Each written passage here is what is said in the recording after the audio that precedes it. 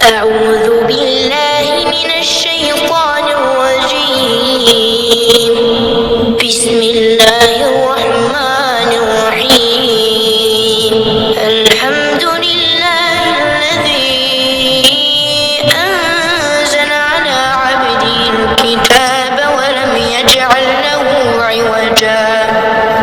قيما لينذر بأسا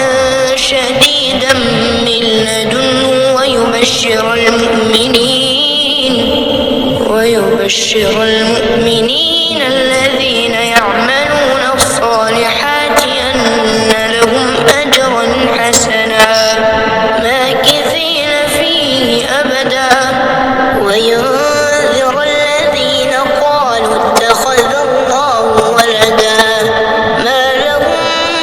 به من علم ولا لآبائهم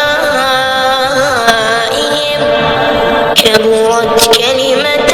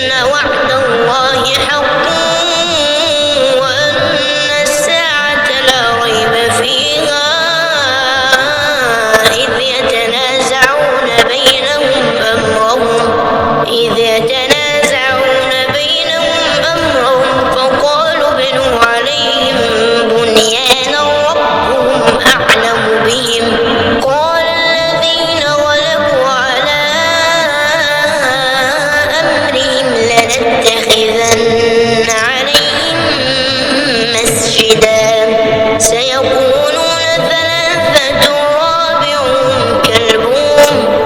ويقولون خمسة سادسهم كلبهم رجما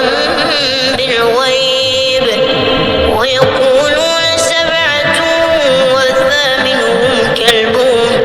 قل ربي أعلم بعدتهم ما يعلمهم إلا قليل فلا تمار فيهم إلا مراء